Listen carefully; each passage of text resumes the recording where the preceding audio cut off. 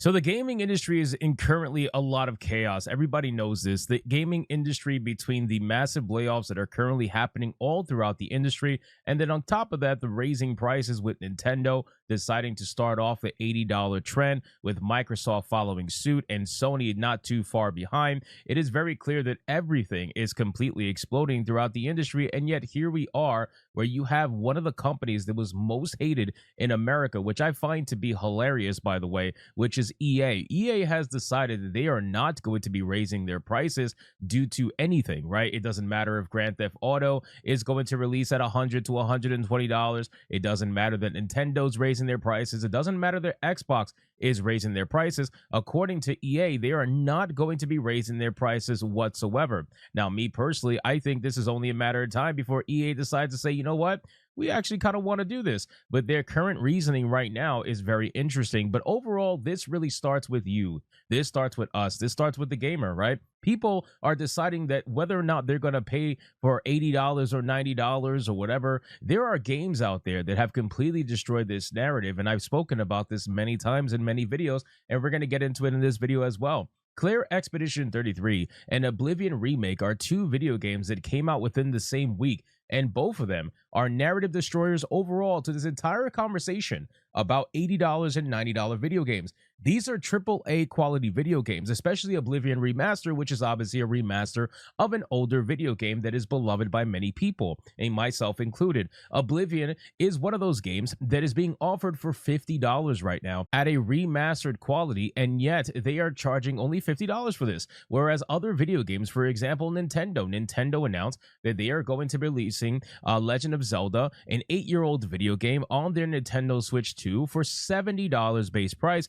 and that does not even include the DLC, which is going to cost you another $20 if you want to get the entire experience. So they are going to be charging you $90 for an 8-year-old video game, whereas Oblivion, the objectively better game in my opinion, is going to cost you only $50 for way more of content. Like, it is not even close what is happening right now. And then you have Claire Expedition 33, which is an RPG video game that came out of nowhere, and people are loving this game. This game is hitting all-time new player counts every single weekend that passes, and it is extremely impressive considering that the game is available on Game Pass. But people have made their voices heard and said they want to purchase this game. And guess what? This game from Sandfall Interactive, their first video game, by the way, that was made by a group of people that found each other essentially on Reddit, which is hilarious. This game was even put on sale afterwards for $45 on Steam. So for $45, you can get yourself a plethora of content. Anywhere between 30 to 60 hours of content will be readily available to you, instead of charging you the price of $90, $80, even $70. They didn't even charge you the current AAA price. Well, actually, it's not current anymore. That's changed to 80, but you get what I'm saying. It is a big narrative destroyer for an industry that is overly bloated, has budgets that are through the moon, and has way too many people working for them in the industry. So let's go back overall to the conversation about EA and how they're not apparently going to raise their price now. So EA, interestingly, is a company that is going to take a different route. Now, this company was one of America's most hated companies for a long time. I'm not even kidding. This was voted as America's most hated company many years in a row. But EA apparently is the one that is going to be pushing back against the raising prices in the industry of all companies. In a recent investor call and interview, EA has confirmed that it won't be increasing its standard game prices beyond the current norm for now. That will be no $80 price tag and no new premium standard. Why is that? Well, apparently EA understands that players are reaching a tipping point. In an age of subscription services, free-to-play titles, and more competition than ever, slapping another $10 onto an already full-price game could turn people away. Instead, EA has focused on the following, and this is their promise. However long this lasts, again, this is EA. I want to make it very clear. I don't really believe EA overall, but I just find it funny that this is the company that is trying to challenge the narrative overall about $80, $90, $100, $120 video games. This is what EA is going to focus on. Long-term engagement via titles like FIFA Ultimate Team, Apex Legends, and The Sims. Subscription models like EA Play, Game Pass partnerships, and more, expanding their mobile market, which I am sure EA wants to desperately continue to expand their mobile market because that is where the majority of money in the gaming industry is made. As sad as that is to admit, the mobile gaming market is double the second biggest market, which is usually shared anywhere between console and PC. They are normally within single-digit percentages of each other, so it is not shocking to see them want to expand their mobile market. And apparently, it is going to be a smart play for them, at least for now. Other companies are raising their prices up front, but EA is planning, I guess, to play the long game and keep players in the ecosystem and monetize them over time versus trying to get them up front for whatever amount of dollars they can get. Now, here's the amazing thing overall. EA is deciding to do this while the industry is rapidly changing. You have Grand Theft Auto 6 that is obviously coming out, and everybody knows this. And Grand Theft Auto 6 is trying to reset the bar, which is usually what happens when a Grand Theft Auto game releases. Grand Theft Auto 6 is heavily known for being that game that everybody's been looking forward to for the past year or so. The game was initially set to release in this year of 2025, but apparently that is no longer going to happen. The game is going to release now in May of 2026, because of course it is, right? That's just what's going to happen. Now, ultimately, they just released a brand new trailer, and this trailer is getting a lot of traction. People are looking at this trailer and they're saying, wow, this is extremely impressive. You got other people looking at the trailer and saying, wow, this is extremely woke. People are fighting on both sides right now, trying to figure out exactly where they stand on Grand Theft Auto 6. But Grand Theft Auto 6 will do one thing and one thing for sure, and that is reset whatever the standard is for entertainment in the video game industry. People are talking about how this game is apparently going to cost $100. Me, myself, I think the game is going to cost $119 personally at standard. I really do think that. And I know a lot of people think, wow, that's a little bit too much, but no, I need you to understand that I genuinely believe this. Grand Theft Auto 6 has a budget of well over $1 billion. I don't think people get that. The game has an insane budget because they know they're going to make an insane amount of money. Grand Theft Auto 5, if I'm not mistaken, made over $1 billion just in 3 days. And keep in mind, ladies and gentlemen, there is not too much shocking information out there to think about $120 being the norm, because you have deluxe editions that are being priced at $90, $100, $120. The price of entry has become very steep in the gaming industry, and the funny thing is that that steep entry price doesn't even include purchases like cosmetics, season passes, early access bundles, anything like that. So publishers defend this every single day by trying to blame inflation or the orange man or ballooning development costs. But to many players, it honestly, and myself included, it feels like more money for the same or even less content that you were getting before, especially when games are launching terrible every single day. How many of these AAA video games that are charging you $90, $100, $120, how many of these video games are launching buggy or half finished? How many? You probably can't even count it on two hands, to be honest with you. So when another full price game drops, the question is it honestly worth it for a lot of people? And most people are probably going to say no. So for EA to be the one to fight all of this nonsense, and for EA to be the one to say, well, we're going to not raise our prices right now, I find it to be very smart. I also probably find it to be very vindictive, to be honest with you. Again, I don't trust EA in the slightest.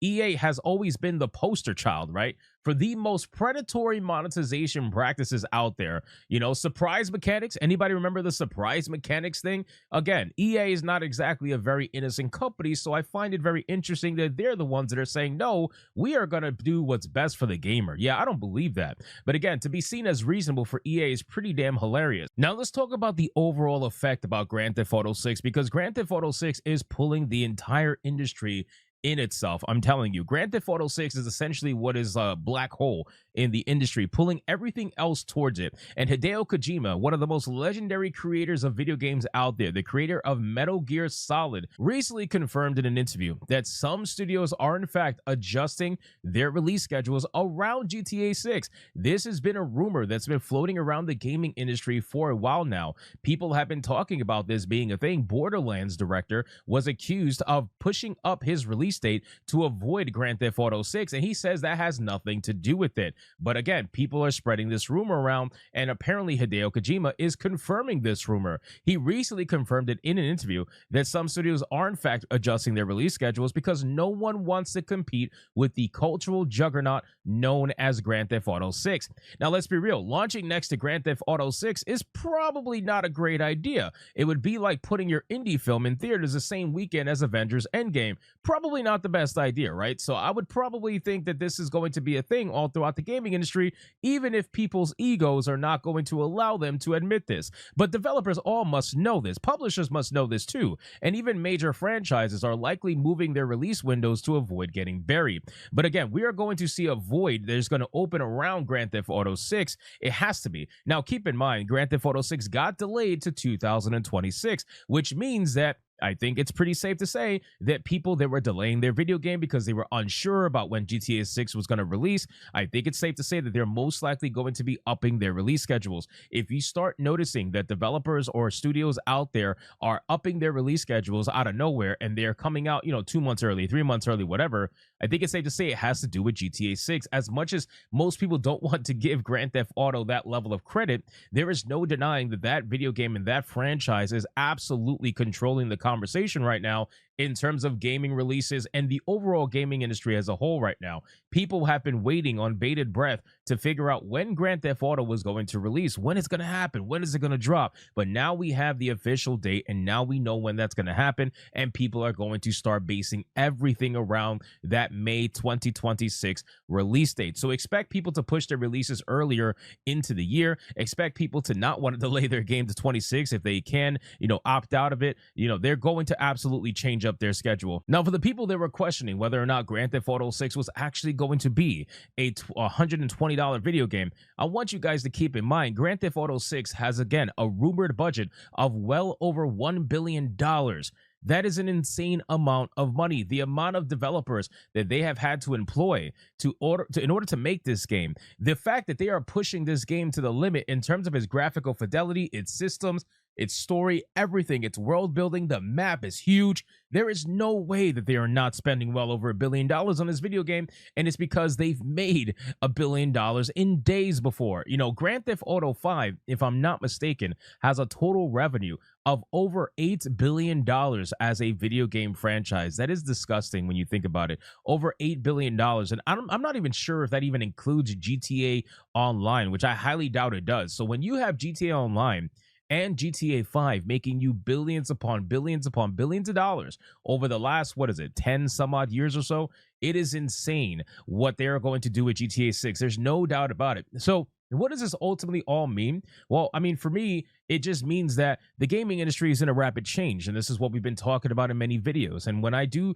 these kind of breakdown videos now, I really want to kind of drive the conversation and really start asking the question, what does this ultimately all mean? The time and attention of gamers is going to be the currency, right? The people already know that there is not going to be much value out there in terms of full price video games. I think people are going to be looking for sales more than ever. Myself personally, when I was just a standard consumer before I started reviewing video games on Hypnotic Live, I focused more on just trying to find as many sales as possible on Steam. That was my main focus. Steam sales were a huge value to the player. You're not really going to get that these days with AAA gaming. You're not really going to get that these days with anything new oriented. Very little new games are going to be worth it unless you start bringing in the conversation of games like Expedition 33 and Oblivion Remastered. When you bring in games like that, then you say, okay, for $50, you're getting that much content. It's a no-brainer, right? But if you're charging $90, $80 for video games and you're getting half of that amount of content and it's releasing buggy at launch, yeah, I'm going to be a little bit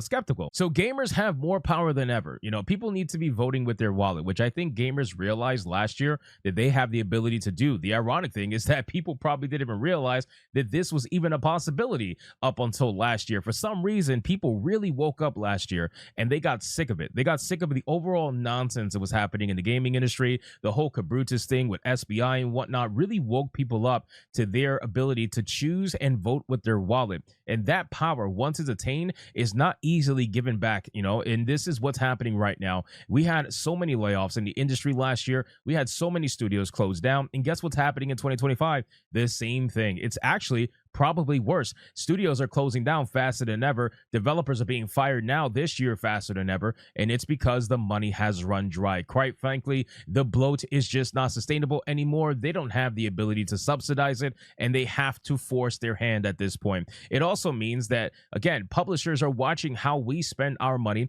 what we stream, and what we support. It's only a matter of time before they realize, in their mind anyway, that GTA 6 could be considered a fair monetization model. battle, right? Where $120 for a big game like that, wow, people are willing to pay for it. That means they're willing to pay for my game too. It is a false perception, but it's a perception they're going to have nonetheless. They're going to look at Grand Theft Auto 6 and immediately think that their video game that's brand new for some reason is worth the same amount of money as Grand Theft Auto 6. It's ridiculous. So it's EA's decision ultimately to not partake in this. And again, I find it very interesting that this is happening overall. We're at a crossroads, ladies and gentlemen. Prices are rising, expectations are rising as well. And overall, the biggest game of the decade is about to drop in less than a year. And I know people have big feelings about Grand Theft Auto 6. I understand that. But there is no doubt about it that Grand Theft Auto 6 is going to be one of the biggest, if not the biggest, video game releases of the last decade. It's essentially a reset button for the entire industry. Is it going to work? Is it not going to work? It's a global benchmark. Everyone from Hideo Kojima to Electronic Arts is adjusting accordingly. And I promise you, there are other publishers out there that are 100% doing the same exact thing. Their egos will just never allow them to admit it. It's sad, but it's true. So as we watch all of this unfold, one question remains. Are we actually going to be entering a new golden age of gaming with all of the amazing games that we've gotten recently between Doom the Dark Ages, Clear Expedition 33, Oblivion Remastered? There's been a ton of indie games, Schedule 1. All these video games have been fantastic. Are we actually starting to reverse course, or are things just starting to heat up and we are probably going to see the worst come between this new monetization strategy, the raising prices of AAA video games, and the raising prices of hardware too, by the way? I didn't even mention the fact that, again, the Nintendo Switch 2, more expensive, obviously. It's a brand new console. PS5 has gone up in price. It's going to go up in price, guaranteed. Xbox has already announced that their prices are higher as of May 1st. All of this is going down. Are we entering a new age of gaming, or are we quite frankly just getting ready for the worst that's about to come? You can let me know in the comments down below. Thank you all for watching. Hit that subscribe button, hit the like button, and I'll see you guys on the next one. Hypnotic out.